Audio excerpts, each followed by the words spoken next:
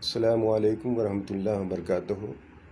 میں سید حشمت اللہ قادری امجھری دہلوی آل انڈیا خانقاہ کونسل کا فاؤنڈر بھی ہوں اور خانقاہ قادریہ حمادیہ نئی دہلی کا صاحب سجادہ بھی۔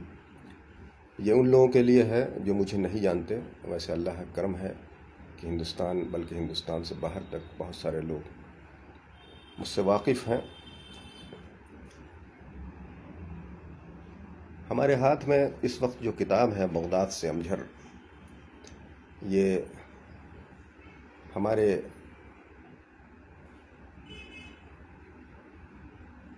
سید شاہ جمال الدین عابد قادری امجھری مدد اللہ العالی نے لکھی ہے۔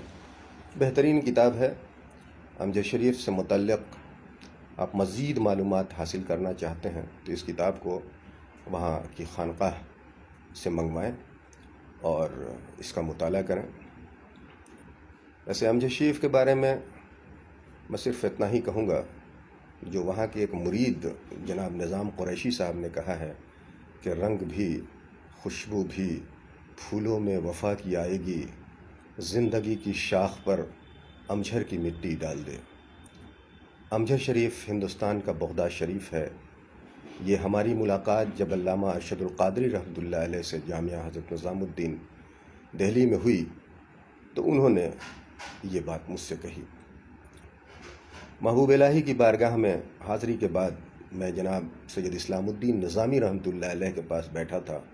انہوں نے تمام مریدین و معتقدین کے بیچ یہ بات کہی کہ امجد شریف کا خانوادہ اس وقت ہندوستان کا مستند خانوادہ ہے۔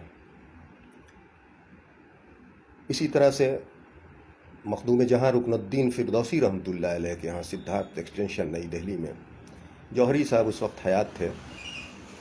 انہوں نے گفتگو کے دوران اقرار کیا کہ امجد شریف سبحان اللہ پیروں کی جگہ ہے۔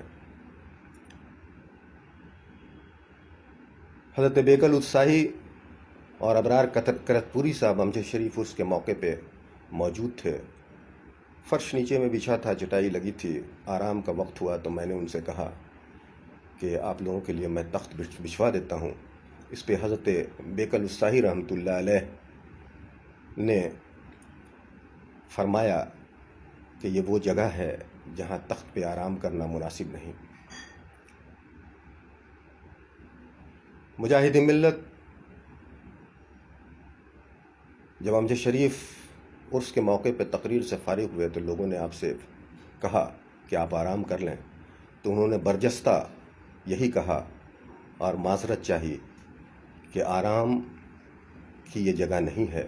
میں اگر آرام کروں گا تو یہاں کس طرف اپنا پیر پھیلاؤں گا، اس لیے کہ چاروں طرف اولیاء کرام، صوفیاء کرام، صدیقین، شہداء، صالحین آرام فرمائیں۔ آپ گوگل پہ سید حشمت اللہ قادری سرچ کریں، انشاءاللہ امجد شریف کے بارے میں آپ کو مزید معلومات حاصل ہوگی۔ جو بلاگ ہم نے بنایا ہے www.khanqahcouncil.blogspot.com، اس کی ریچ پورے دنیا میں اس وقت 1.25 لاکھ سے زائد مختلف کنٹریز کے لوگوں نے اس کو پڑھا ہے۔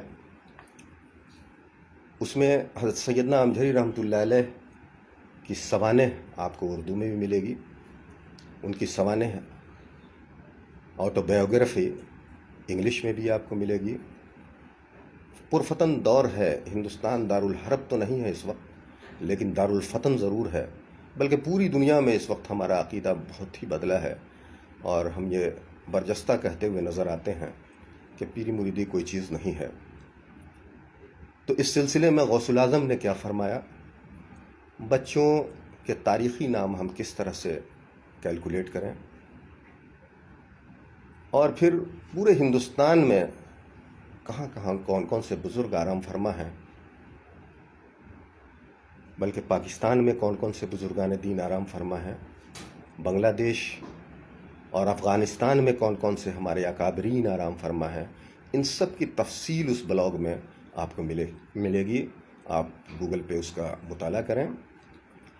اور امجھر شریف 30 سفر کے حساب سے عرس ہوتا ہے، آپ اس عرس میں چاہے ہندوستان میں رہ رہے ہوں، دنیا کے کسی کونے میں رہ رہے ہوں، تشریف لائیں، اس میں شرکت بھی ہو جائے گی، اور بارگاہ غوث ہندوستان